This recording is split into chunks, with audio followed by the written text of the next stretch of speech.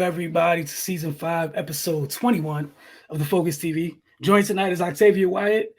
With Octavia Wyatt, I'm Wilson Turpay Jr. And yeah, it's just the two of us for now. We got Cardell and Ray checking with us a little bit later, so the whole gang can be here. But folks, Cardell's at Capital One. Ray's, I think it's in Chicago. Yeah, it's in Chicago. All right. Mm-hmm. So for the McDonald's All-American game. So both of them will be checking in. We're going to get started looking at, what are we going to be looking at first?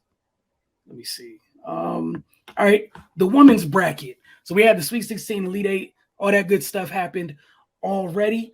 Like last night's Elite 8 games were amazing, but we're going to talk about just in general where we're at right now. So Octavia in the women's, the Sweet 16, we had Stanford beat Maryland 72-66. If you want to get a more in-depth breakdown of that recap, that game, head over to thefocustv.com. But today we're going to talk about the Elite 8 because there's not enough time. I know we only got like 56 minutes or whatever to get through everything. The Elite 8 game, again, great games last night. South Carolina beat Creighton 80-50. I think that was on Sunday. We had Louisville beat Michigan 62-50. That was a nightcap yesterday. Stanford beat Texas 59-50. UConn beat NC State 91-87 in double OT, which was the first double overtime game in history for the women's side of the bracket at this point in the tournament. Octavia, I'm going to take a wild guess. You're watching that game. Your thoughts on double OT? Man, that game was fire. And the one thing that I also love too outside of the game is that I loved seeing on social media that people were actually watching the game. I honestly for myself during March Madness, it's been hard for me to go back and forth because I literally just wanted to watch the girls' games. But it's I still have to watch the guys' games too. So I'm finally glad we're at the place where they're all on at different times so I can watch everything. So saying that was a amazing game. To see Dorka go down with the wrist injury, that was gruesome. And that actually you could tell through a big wrench in their plans with Aaliyah Edwards and Olivia. I can never say her last name. Nelson Adota. Trust me. Here we go. I have Nelson to practice Adota all the time. Okay. With both of them getting in foul trouble, Davina Westbrook having to step it up a lot to come down there and play bigger than she is. And then NC State just not going away. And I know we're not talking about the Sweet 16 game, but I mean the Sweet 16 game with NC State was amazing too. I mean, yeah. I thought it was over. This was supposed to be Notre Dame, and to be honest, but Lil Raina decided nah, bro, we're not having that. So and also I don't mean to stop you. Wasn't that one of the cleanest plucks you ever seen at that time in the game? I could not imagine that happening. I was all right, game about to be over, and then literally in a drop, a split second, it was the opposite way. But shout out to the home native, Jakia Turner, Brown Turner. I mean, the three, did you see her face after it? She was surprised she hit it. I was did I really just do that? Yes, she really just did that. So, I mean, it was a great all around game. AZ did what AZ does. And Paige came through. I don't see any injury that we're talking about. We know she got injured back in February or whatever it was. I can't remember at this point. But in double overtime, she scored all their points, and it looked with ease. And I mean, every time she shot the ball, it was buckets. And I mean, UConn probably will look back on this game and see how close they were to losing it based off of their free throw shooting.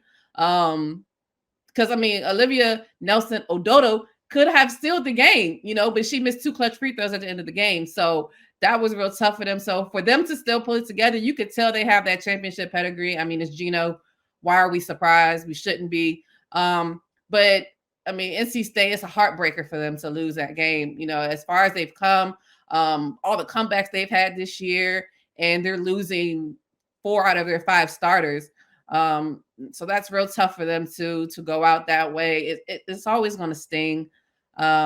But they had a great season. And I mean, hands down, that was probably the best game I watched on the men's or women's side of March Madness this year. Oh, no, for sure. And then obviously want to give Paige her credit, but Kristen Williams set the tone. Oh, yes. She I just want to make sure we don't get out of here. Absolutely. Kristen Williams not receiving her flowers. She's going to be one of unfortunately many UConn players that have played with other great players, so their contributions get left Absolutely. unsung. She came out and delivered the first punch as a senior should, and she was huge for them. Like you said, her and AZ kept things afloat offensively for nearly 3 quarters. Yeah. And then you know who got going. And the beautiful thing about when Paige got going was you couldn't leave to help because the other folk, you can't leave AZ. Like unless you want to watch, you want to give her free cracks at it, by all means.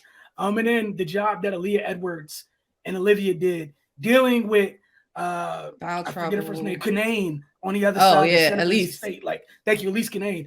It was just a great physical game. And I know there's a couple missed calls that people there's going to be missed calls this time of year. And also, this is what happens when you let teams play at home. Like, I'm going to tell you right now. Yes, I am a Connecticut fan. Nobody in Connecticut was calling that foul on Olivia at the end of that. Right? Because that was 100% a foul. Look, I'm telling you, she fouled her twice. They were not about that. She was supposed to be out the game. That was a pivotal no call too. Now that you bring it up, the ref didn't do it. It was huge. The ref didn't call it, and then the ref was gangster enough not to call a T on it. NC State's sideline reacting accordingly because you weren't about that life calling the foul. So move on to the men's real quick. Look, so we had the men's Elite Eight. Duke beat Arkansas 78-69, ending a good run for Arkansas. Yesterday they announced they just picked up a top recruit. So things are going up for Arkansas right now. UNC beat. They ended 15th seed St. Peter's run 69-49. Shout out to Coach I'm going to mess his name. You got me? Shaheen Holloway. Thank you. Shout out to Coach for the run him and his players made. You had Kansas knocking off Miami 76-50. Villanova held off Houston 50-44. And we're going into a Final Four with nothing but blue bloods. That's wild. And even on the women's side, you got 3 1 seeds and a 2. Like this was the year if you were doing the brackets where literally just taking a high seed you would have been okay, at least in the Final Four. On the way there, you would have been in trouble. Especially on the women's side. You would have been in trouble. On the men's side. I mean, Baylor, Gonzaga. This is very true. So we're looking forward to that, obviously, this weekend. Hope you guys enjoy. If you got time to watch the men's, make sure you don't miss the women's matchups, all right? You got some, just like we're talking about the blue blood matchups on the men's side, we got Duke UNC, Kansas Villanova. On the women's side, we got South Carolina and Louisville, and then Stanford and UConn, Stanford being the reigning champs. We got some big-time matchups on both sides of the bracket. Good. Man, we cannot wait. Good. All right, we got Cardell joining us. We're going to bring him on. What's going on, Cardell? The Wizards are trailing 51-46 to the Bulls. Like I said, Vucevic, man, he's been a load in the first half, inside and out. He has 20 points and 9 of 13 shooting. The rest of the Bulls combined are 12 for 32. The Wizards, they can win this game. It's a winnable game if they just they got to do something about him. They're doubling. He's just passing out of it. They're doing a good job of rotating and making the others miss. They might have to just stick with the double for right now because right now he's just having his way. I like the balanced attack that the Wizards are having. 9 players have scored. 9 players have scored in the first half. 12 assists. Porzingis leading away with 10 points, 7 rebounds, and 3 assists. Rui Hachimura has 8 points. Benny has 6 points off the bench, and Kentavious Caldwell-Pope has 6. They're down 5. Vucevic has 20. Levine has not scored at all. And DeRozan shooting 2 for 12. This game is for the taking. If they slow down Vucevic, they can pull off this win. That's crazy defensively. You played a half against the Chicago Bulls. Zach LaVine has nothing. Exactly. And it took a miracle first half for Vucevic to have the lead. That's why I'm like, it's a winnable game. They've done their job defensively. It's just him. He's just making some tough shots and all that. And points to the paint. The Bulls 34, the Wizards 22. And a lot of that has to do with Vucevic and Son. So Porzingis has to take the challenge because they basically, for most of those opponents, they let Porzingis deal with him one-on-one and stay with everybody else. You got to take the challenge and really be physical, keep him out of comfort zone, out of comfort spots, and just play sound defense. If you do that, the Wizards should be able to come back and win the game. Yeah, and that's the thing is, like, obviously we know Porzingis is taller than Vooch, but Vooch is a load down there. Just a reminder for some folks that don't pay too much attention to Nikola Vucevic. Like, he's a load down there. So going into the second half, how's it been? Have the Wizards been taking care of the ball? It's still halftime, but yeah, they're taking care of the ball. So they have 7 turnovers and the Bulls had 3. So it's been a high quality game. They're filling each other out. It's just like on top of the 9 for 13, he's 2 or 3 from 3. So they got to worry about him all over the place. Yeah. And he hasn't shot 1 free throw. That's what I'm saying. It's like it's no physicality. He got 20 with no, and he ain't even need to hit a free throw. Now you got to bump him off his spot or something. You got to make him work. And Porzingis got to take that time. Yeah, we're gonna see. I'm gonna talk to you later, obviously, on Wizards Outlook, and hopefully that discussion, they took heed to what you were saying about right now, and that discussion will be a pleasant one. Otherwise, if they can't slow down Vooch, it's hard for any NBA team to hold, good scores down for 4 consecutive quarters. So, like you said, it's winnable. You got to go take it because the last thing you want is one of the other two on the Bulls to get going, and now you got 2 problems. Exactly. Or 3. or I'll tell you said 3, which is what you definitely don't want. Sorry, Cardell. Appreciate you checking in. Gonna talk to you tonight on Wizards Outlook. All right. Yeah. Or appreciate Cardell checking in. Yeah, man. The Wizards. The Wizards are the Wizards. They're the Wizards. Thank you, Octavia. They are exactly who you think they are and who they've shown you to be this entire season. And it's just about, we were talking about, the 3 of us were talking about this the other night.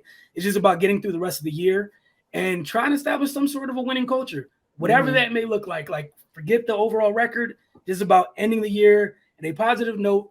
Technically, it's a new regime. You don't know what number 3 is going to end up doing, whether he stays, goes, what have you. But for the kids, heading in the right direction, you want it to be trending upwards, and that's all you can really ask. So again, we want to thank Cardell for checking in with us. What we're going to do is take our first break of the night. When we get back, we'll take our first break. That'll be followed by Keith's draft segment. This week, he's talking about 2 edge rushers. So, if you root for a team like mine that's just in love with the defensive line and invests nothing, only the finest things in the 4 people up front, or if you're a team that, you're lacking in that area, maybe Octavia's team, they spent some money on Hassan Reddick. Maybe they want to add to Hassan Reddick. I know Barnett's over there, but maybe you want a new shiny toy. We signed Barnett. Hey, look, man, maybe it's in case, with one of those picks. As long as he just stops getting penalties at pivotal times, that's all.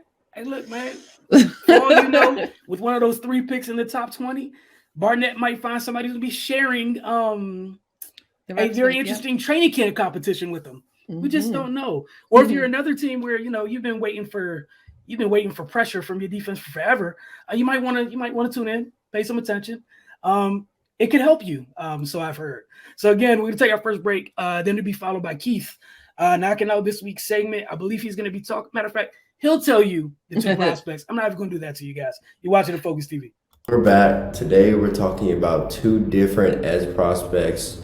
One guy that's lower, who's more of a day 2 guy who might sneak in late day 1. I've seen him mocked late day 1.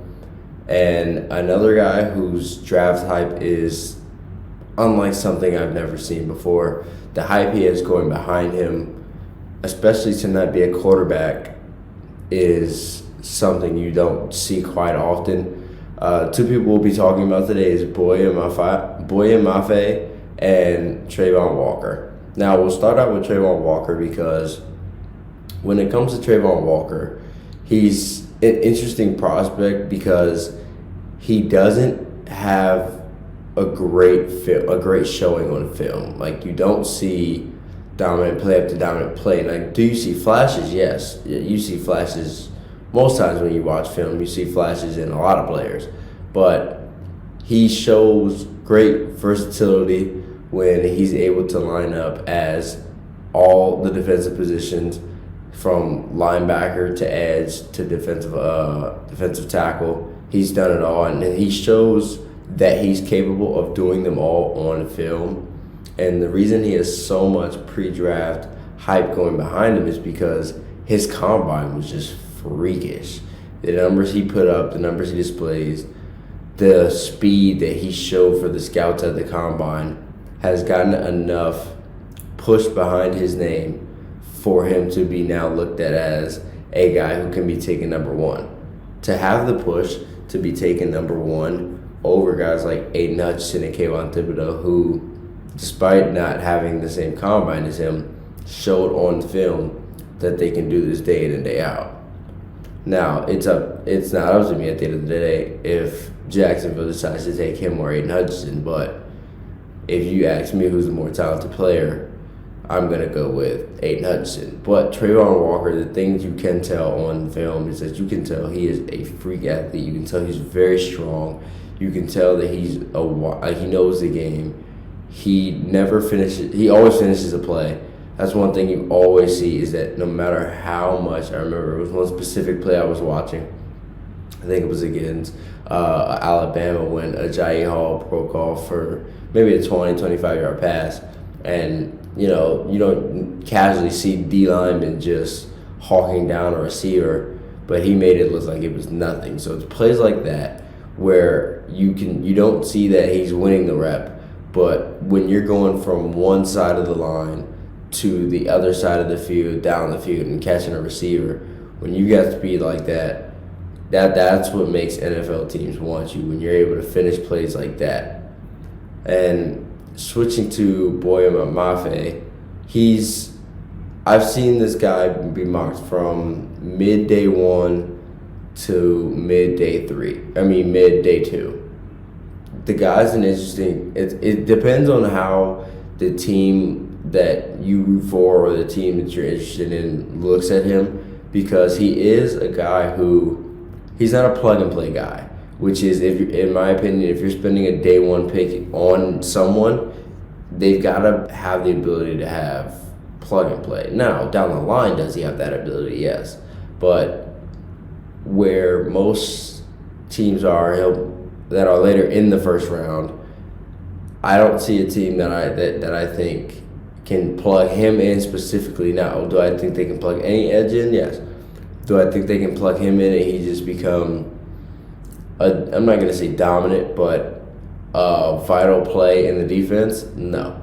That would happen down the line. I don't see him more as a rotational guy first year, but down the line, I think with how versatile he is and allowing him to be a 3-4 linebacker, it allows him to take time to develop. And once you have time and once he gets a flow for the game, I think he'll be able to adapt and bounce back from having how different the NFL is to college. I think he'll be able to bounce back and get to where he's supposed to get, because he is a very talented player and you can see that on film. The flashes are there. Like I said, you see flashes with a lot of players, but then there's some plays where they make you think twice and you're like, wow. And you got to watch the play over again just to know it was real. He has plays like that. So when you got a player who can produce plays like that, you really have to keep your eye on them. And if you can get him late day two, that's truly a steal, because he can turn into a day one talent. He can develop into an every down edge guy, an every down guy who can switch between edge and linebacker. Him and Walker are two versatile guys who you can tell finish every play, who are always first to the gym kind of guys who you want in your locker room, because you can tell the work ethic is there.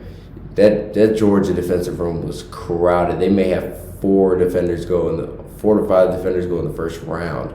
So for Trayvon Walker to do and display what he did is that much more impressive. Boya Mafe is edge out of Minnesota. You don't really hear too many edges out of Minnesota, so I think that tells you a lot about these guys and their work ethic, and that they didn't want to, or that Mafe didn't want to go to a top-end school and dominate there. He really grinded his way out. I think that says a lot about a prospect. So those are the 2 prospects today. We will get back to a different position next week. Peace out.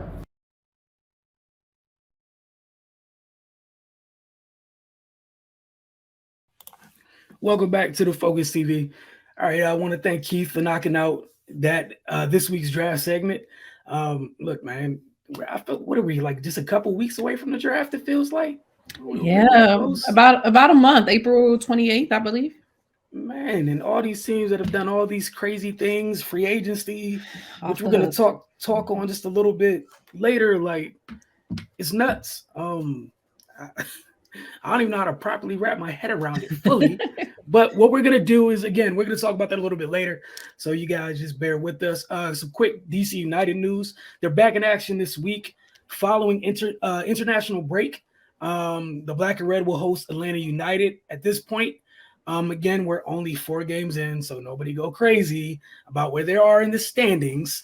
Atlanta is 2-1-1, while DC United rather is 2-2. They're literally 6th and 7th in the Eastern Conference standings, respectively. Again, y'all need to relax. It is not a big deal, nor is it the end of the world. It's going to be fine. As far as international break goes, per my guy Jason Anderson, DCU International Watch. Michael Estrada starts for Ecuador, who've already qualified at home versus Argentina. Edison Flores starts for Peru, who hosts Paraguay. Peru goes to intercontinental playoff if they win, if Colombia doesn't win at Venezuela. So again, shout out to my guy Jason Anderson over at Black and Red United. But again, I can't wait to be back at Audi this weekend. I need it to be not as cold as it was 2 weekends ago, where I declined to leave the house because it was so freaking cold. It's like, where is spring? Like, what is happening? Spring out here boycotting. It said it's not coming out consistently until Jimmy Garoppolo gets traded. Well, I mean, I'm sure we'll talk about that, but we don't have to. I mean, I was just thinking something else that people are waiting on that hasn't happened yet. So, okay. You know, that's the only correlation I was trying to make. It definitely doesn't need to take that long. All right, so we got Ray calling in a little bit. I guess I'll start. We could start the free agency discussion and then get back to it because there's a lot to talk about, as always. Heck of a lot. Too much, honestly. But you know, it's okay. We have time for that today. Clearly. Where do you want to start? I'm gonna put some stuff up on the screen about people who have signed, and you can tell me who your favorite signings have been thus far. I could tell the first one that I see that's not my favorite signing, Christian Kirk to the Jaguars, just because. Why did y'all pay? Look, no disrespect, and again, I always say, get your money, do what you got to do. Oh, Jesus. But oh my God, did they have to give him all of it? I mean, like, I don't even remember Christian Kirk, like, touching. I mean, I feel like I can't even get the words out. Well, no way. Because, it's almost perfect that you can't. Ray just joined. Give you some time to wrap your mind around how you want to frame Christian Kirk. Because that's how you know that discussion is going to be fun, because Christian Kirk got you at that place already. And we haven't even gotten there fully. All right, but we had Cardell join earlier. We got Ray now. What's going on, Ray? Hey, what's up, y'all? Just checking in from Chicago, McDonald's All-American Game. The girls just ended the East. Man, they took care of business. It was a wild victory. They won by a dub. Kiki Rice, you know, she showed out. Started out slow, but she turned up towards the end of the game. She took MVP honors. Janiyah Barker for the East, she pretty much set the tone for the beginning. She scored the first 6 points of the game, so just kind of let them know what it was for jump. For the West, though, they had a couple standouts. Gabriela Marquez, she was the MVP for the West. She had a quick 10-point outburst in the second quarter. You know, she came off the bench with that microwave action. But, you know, it's a pretty good game. It's the first time they've held the event in 2 years due to COVID. So everybody's excited to be back in the atmosphere. The boys are warming up now. This one shapes up to be a good one. Of course, going to have my eye on Cam Whitmore, local product out of Baltimore. But Amari Bailey, I also have my eye on him as well. The atmosphere has been hyped, man. Everybody's excited, like I said. Just happy to be back in the building. Pretty much almost packed house. Women's game, of course. Ashlyn Watkins actually won the dunk contest, so I was hoping to see her get one in game. Couldn't quite get one. They actually threw her a oop, But I don't think she was expecting it. She got caught in the mid-air, came down and went back up and finished. But yeah, man, it was a good game. You know, and actually Ashlyn Watkins, she's kind of an interior presence on defense.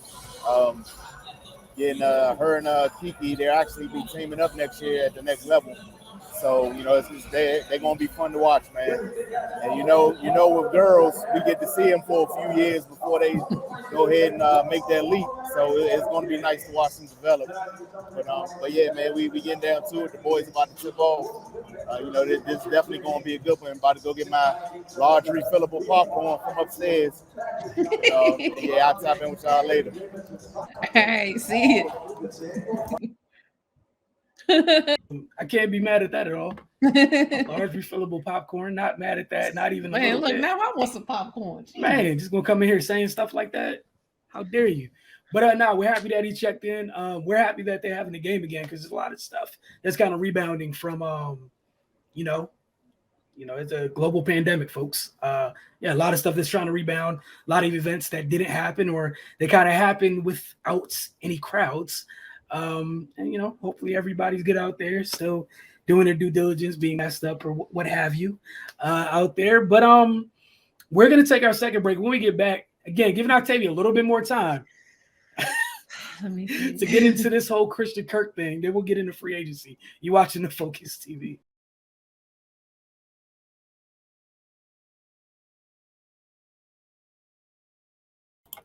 Welcome back to the Focus TV. Again, I want to thank Ray and Cardell for checking in from their respective venues this evening. Just a reminder for Wizards fans, you know, Wizards Outlook, we will have it later this evening. For folks that don't participate in Wizards Outlook, it is okay. We forgive you for that. Something else that we got going on in case you regularly watch the Focus TV each and every week for our weekly installment. Again, a reminder, Wednesday mornings on our Roku channel, usually about 9 a.m. It's already up. Friday nights, 10 p.m. on DCTV. Don't forget to get over to dctv.org so you can watch it in case you are outside of the city limits. Also, we got our morning show, Mornings with the Focus, that started this week. So about 9:30 a.m. Eastern. You come see me, Bloodshot Eyes included. Every morning we just talk. Don't get an opportunity to do too much because limited time here. With Wizards Outlook or whatever, and Mystics Outlook that'll be starting soon. You know, we're just specifically talking about those games, and we appreciate the comments, but you know, the morning show is kind of just an open forum where we can have those discussions, things that really give you guys some more room to vent, if you will. All right, Octavia, you good? You ready to attack this Christian Kirk thing again? This is the first name that came to you with everything that's happened to free agency. I mean, Christian it was because Kirk it was up on the screen, and I knew that was one I wanted to be like, how, bro? I mean, I don't think he had a stellar year last year. And I mean, DeAndre Hopkins was out for majority of the season. So, I mean, that would have been a perfect time for him to step up. But, you know, neither here nor there, like I said, people, if they're going to pay you out there, and I mean, Doug Peterson obviously likes him. I mean, but they paid him a lot of money to be a number two. That's what I'm confused about because Marvin Jones, in my opinion, will probably still be the one. So, that just kind of caught me off guard. I was not expecting that at all, but get your money. One thing I wanted to say, just to throw this in there real quick, it's not NFL related, but the Lakers are losing. They got they are losing 82-56 at halftime. I just wanted to say that. That's all.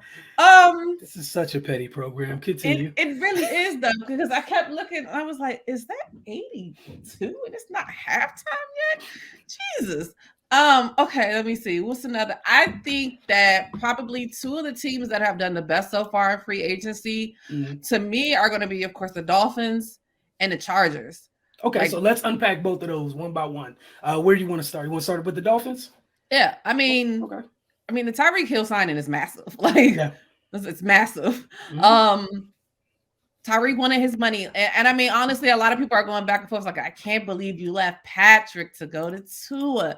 And I liked his press conferences. I liked how honest he was by saying, I mean, they came at me with a lot of money.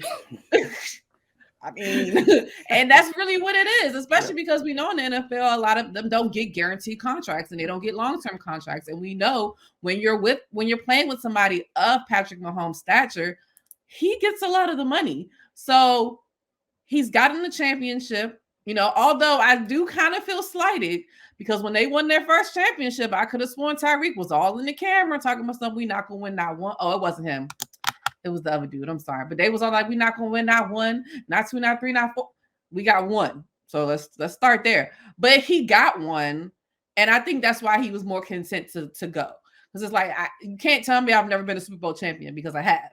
And now I'm playing for my money. And it is what it is. People have those things. And we know the caliber of player Tyreek Hill is. I mean, they're going to be fast as hell. Him, Jalen Waddle, Devontae Parker is still out there. Gesicki. And then, of course, they signed Terran Armstead. Like, Tua has no excuses. They got your old offensive coordinator as the head coach now.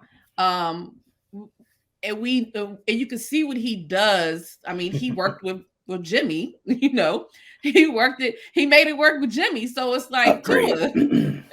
I'm saying, so like Tua, like there can't be any more excuses after this, you know, especially coming off of the rocky situation they had with the exit of Brian Flores. Now you have Mike coming in, you got all of these great pieces. That's fast, like it has to go well.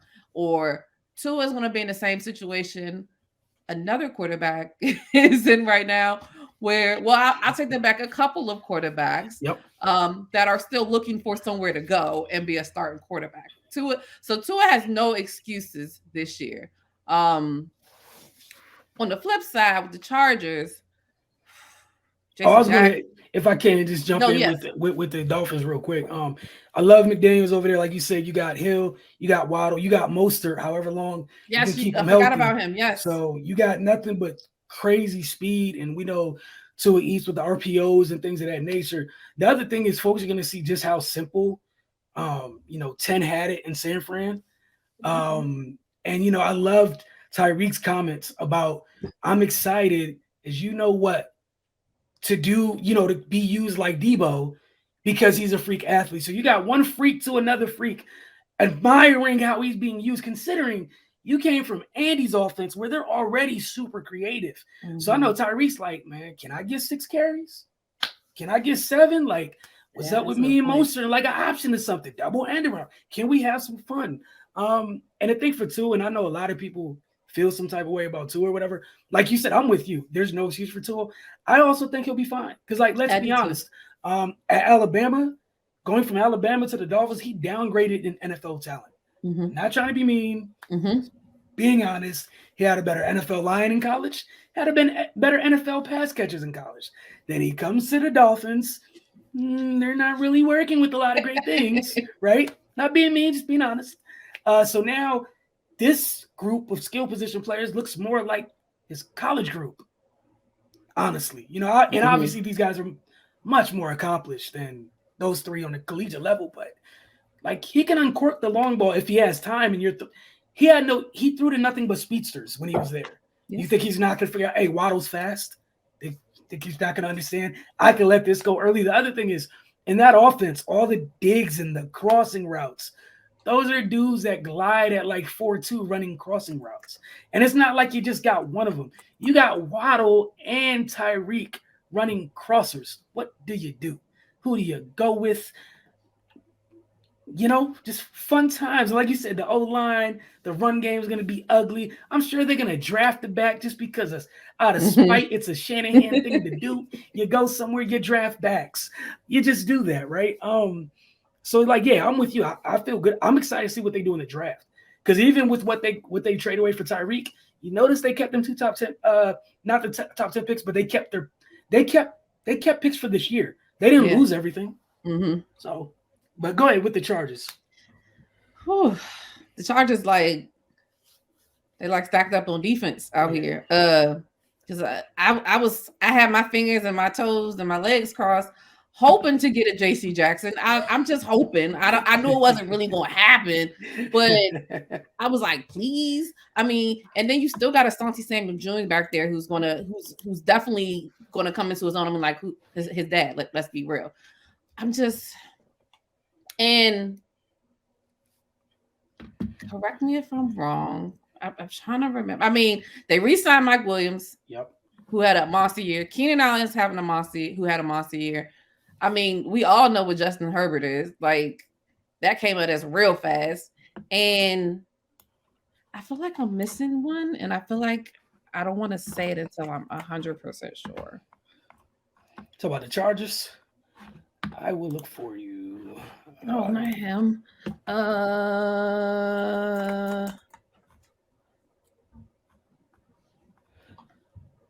No, I was wrong.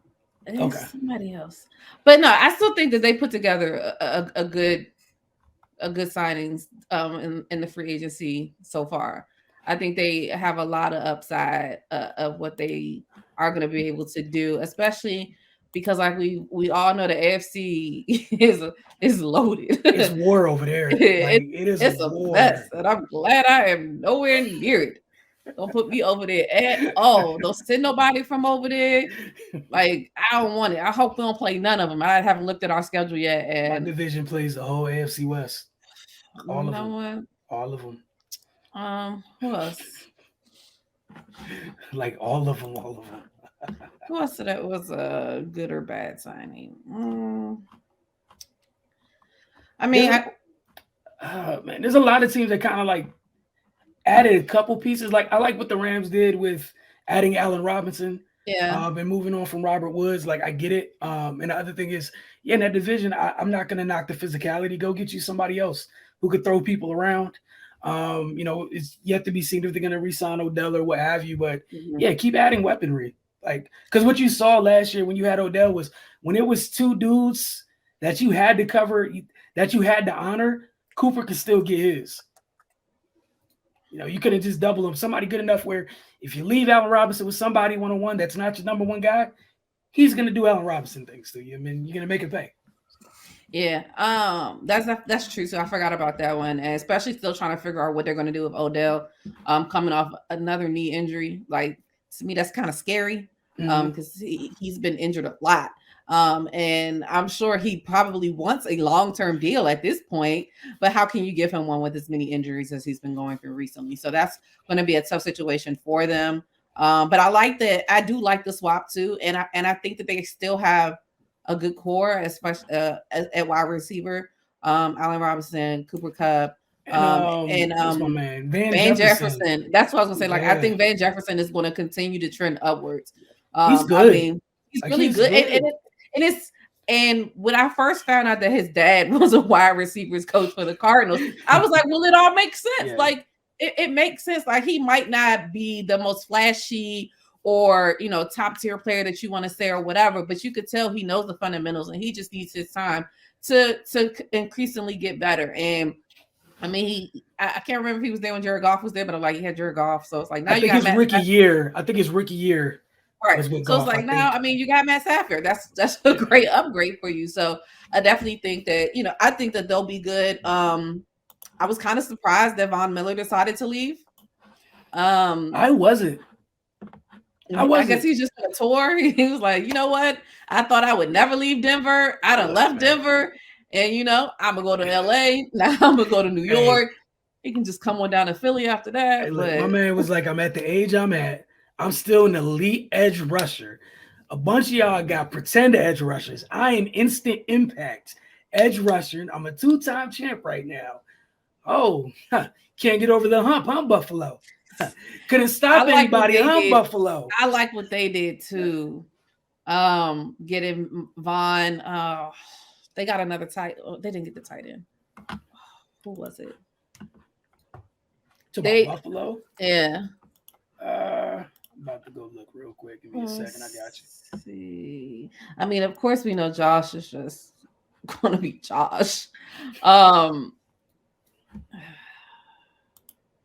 It's another name, and it's slipping my mind. They still got Tre'Davious. Then they let go of Levi Wallace. Didn't they get a corner or something?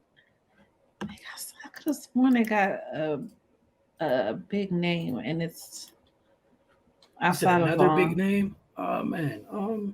Now you got me over there. Look, you said Buffalo, right? All right. They go. Oh, that's the tight end. I got OJ Howard from the Bucks. Oh yeah. Roger Saffold. Jordan Phillips from the Cardinals. Oh wait. Am I tripping? So yeah, they weren't playing then. Shaq Lawson. Yeah, see, they're not playing, and I'm not mad at them. They took Duke Johnson and Jamison Crowder. Yeah, no, I'm not mad at it. So they let go Cole They was Beasley. doing some stuff. Yeah, because they cut. That's what it was. I knew it was somebody. Okay. So they like, all right, we gotta definitely go in. So I think Buffalo, they've been right at that hump. Now they got this overtime rule change. I'm sure they're happy about that. So I think Buffalo is good. I am going to be very interested to see what happens with Baker Mayfield. I'm just going to throw that out there now. That's a fun one, right?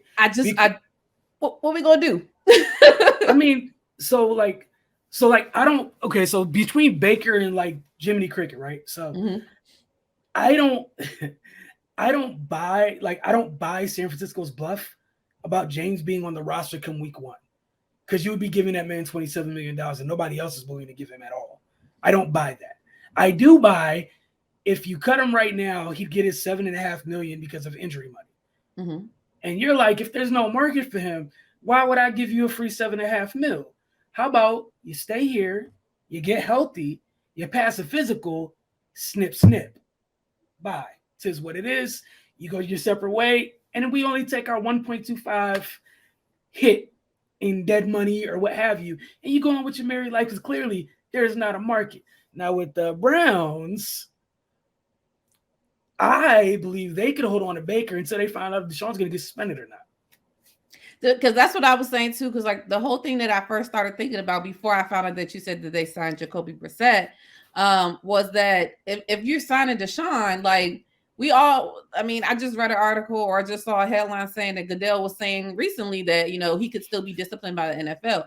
So you've got to bank on the fact that he's going to get some type of suspension, whether it be 6 to 8 games, he appeals, it's 4, whatever it's going to be. It's going to be some type of suspension. So if you're thinking the next year is still supposed to be your year, you still need a starting caliber quarterback as a backup. And I'm not saying Jacoby Brissett's not, because we've seen what Jacoby Brissett can do. He can hold his own in certain situations. He came from Miami last year, and he had to do a lot of substitution when Tua was hurt. So we know he can kind of hold it down. But wouldn't you want somebody that you don't have to reteach the whole playbook or anything like that? So, and like you said, I honestly, at this point, I can't see where Baker would go. The only place that I guess would make sense is Seattle. Just because, they have Drew Lock. I think they have somebody else. I can't remember. But, he can go out there and compete for it. But I don't know why I can't see Baker in Seattle. Like, it's just a weird look for me. Like, I don't know what it is. But I don't know what Seattle's doing at quarterback. Like, all of these off-season rumors about, no, we're not looking to shop and we don't want to let him go. And you would think it's because you want to find out and figure out what you're going to do when you do lose him. Yep. Because, they would have had to negotiate next year. But I don't think they did that. So, and I'm not 100% sure where they are as far as the draft. And I just feel like at this point, like, are you guys starting all the way over? Are we not? Because, you can just let DK come to Philadelphia. Like what are we doing? Like, you had your chance at DK. Let it go. I need a second chance, though. I need a second chance.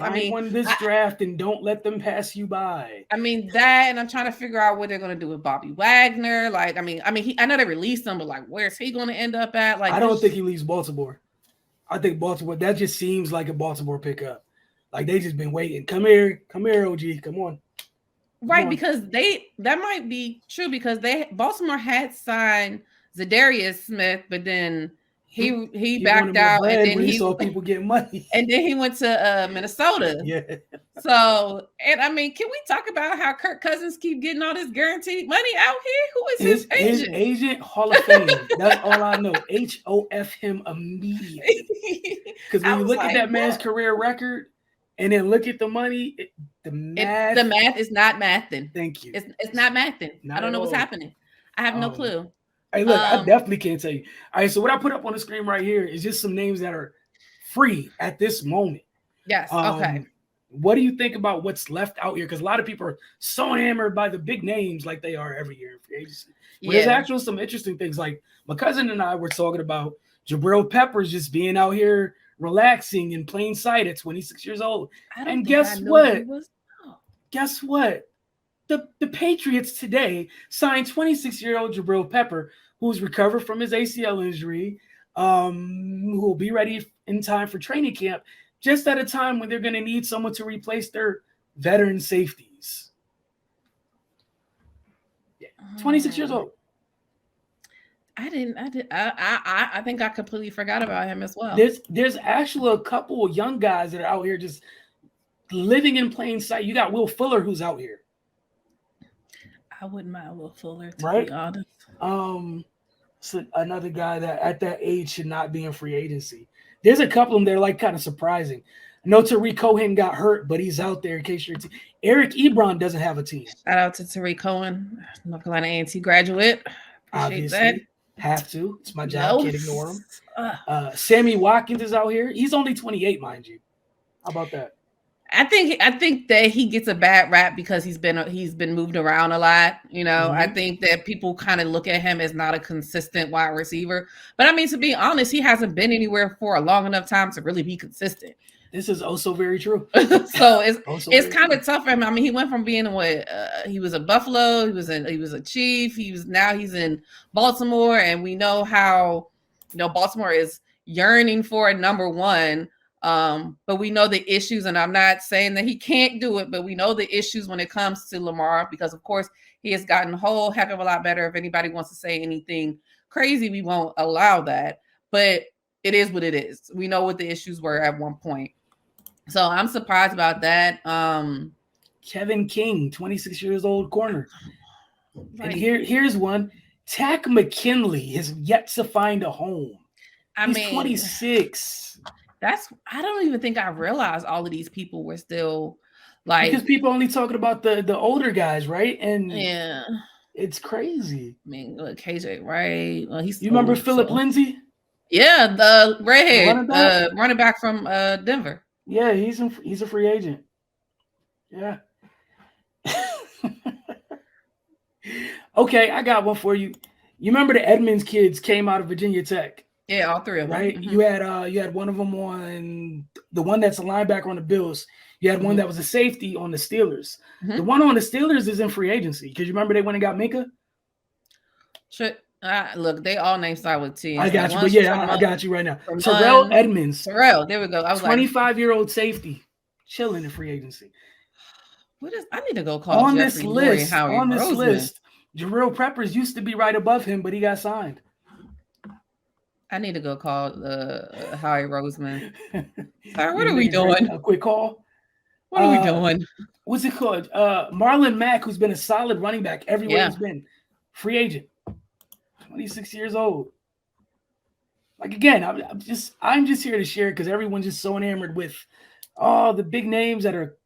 If you're a big name, sometimes you're out there for a reason. Darrell Williams. Mm-hmm. We saw what he could do. Yep. That's another one, and I didn't realize he was that young too. Yeah, there's a couple of them out here where it's like, seriously? Had no idea.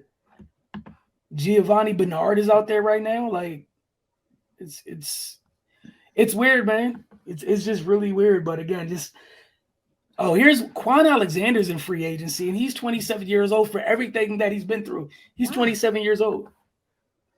Somebody take him. Like, look, let me go write a letter because letters always get to the real. Like, man, like, isn't that nuts though? Quan Alexander just chilling. Remember D.D. Westbrook from the Jags? Jags, yeah. Yeah, he's in there. Fabian Moreau, who used to play for Washington, is there. It's crazy, honestly, man. It's kind of nuts. Elijah Penny. Mm-hmm. Like Tavon Austin, even. There you go. Arden Key, he just had a good year with San Francisco, kind of revitalizing his career as an edge rusher that was playing inside this year. 6.5 sacks. I think the only visits he's taken were with Detroit. He's 25. I mean, Jared McKinnon is 29, but somebody need to get him. And also, like you said, Jared McKinnon, bless his heart, he pretty much took his time in San Francisco to rehab, but he was fine last year for the Chiefs, honestly. Exactly. Thought he was pretty good. I think he did well enough to get signed. He should have for sure. That's kind of it on the youngsters, but that we know that can definitive. Wayne Gallman's out here. He's only 27. Did not realize he's only 27. Me neither. Yeah, so again, just a nice reminder. We just wanted to bring this up to show you guys that, while you and your fan bases may be clamoring for these big name players at the top of the look, man. That you can't afford. Not only that you can't afford, sometimes you can't afford them, but you shouldn't pay for. Like the only OG I would throw money at right now for sure is Bobby Wagner. That's it. Because that release made no sense. That's just people doing weird stuff. Like that's more of a Russ left, so we shouldn't hold you here. Yeah. We just let the whole championship team go. Yeah. Let it go. All right. LOB has officially died. Yeah. This is a new regime now. No Russ, nobody that was here to remember the good days. It's DK and Drew DK, Tyler Lockett, and Drew Lock time, apparently. Yeah, they just out there. Jamal Adams probably just like, what did I get myself into? I mean, you can't complain. He was just on the Jets. You can't really complain too much. Well, that's right? True too. That is you don't even know good true. yet. Honestly, like he ain't been around a good functional organization. That's true. But he was probably like, dang man, I thought I was Yeah, I'm sure he thought he was going over there to do some things. I'm sure he did. I'm sure that morning that group chat was fire when they all found out. Oh, Russ was for real. They gone. Yeah, Russ going to Denver. I low-key like Matt Ryan going to the Colts. I think that's huge. Like I actually really like it. Like I actually can take them seriously as a contender in the AFC now because there's an actual grown-up adult quarterback under center that can do things. It gives me vibes of when the year before when they had Phillip Rivers for a year. Yeah. Phillip Rivers calmed them all down. And it's like now they're that much better with their offensive weapons. And again, all they need is somebody that's going to do the right thing at the right time and get it to the right people, not do too much, not lose their composure. And we know that I mean, his nickname is Matty Ice. Like he has ice in his veins, like when he wants to. Let's keep it 100. But I think it's a great look for him to, try to get a championship. And I think that how Atlanta let him leave in that situation was very classy of them. And I think that was a great situation. I think that's going to be actually kind of huge. No, I'm with you. Like again, like if they kept Carson or whatever, I wouldn't be looking at them as I automatically, I don't like when we're talking about the AFC armoring up, like not y'all. Talk about the other people in the AFC. Like getting Matt Ryan, I'm like, all right, I can take it seriously. Like, we know how nice he is behind a bad offensive line. This is a good offensive line. Like he should be fine. And the other thing Matty doesn't get credit for, like. He's not a statue back there. Yeah. So, I mean, he should be okay. And, you can go in this draft, get some weapons or whatever with the picks that you have, add to your arsenal offensively. Like, you'll be fine. You already got a good defense. He's not going to be somebody that will lose to the Jaguars in a must-win game. Yeah, that ain't happening. At least not his fault. No, Matthew won't do that. Matthew's not losing that game. Matthew be like, look, no, I don't care what you call it. John Taylor, come on. The other thing is you got somebody who's a vet. Right now, it's so important to have a guy who's seen so many defenses where he's not going to be tripping. Like, right.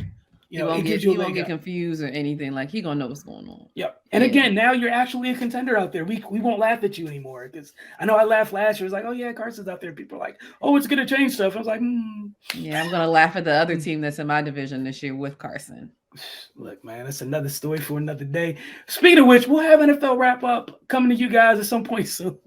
Because we got to talk about all that stuff even more in depth over there, especially with the draft approaching. I want to thank you guys for spending time with us this week. Again, shout out to Cardell and Ray for calling in from the respective venues. For Octavia and myself, we will see y'all next week for another installment of the Focus TV.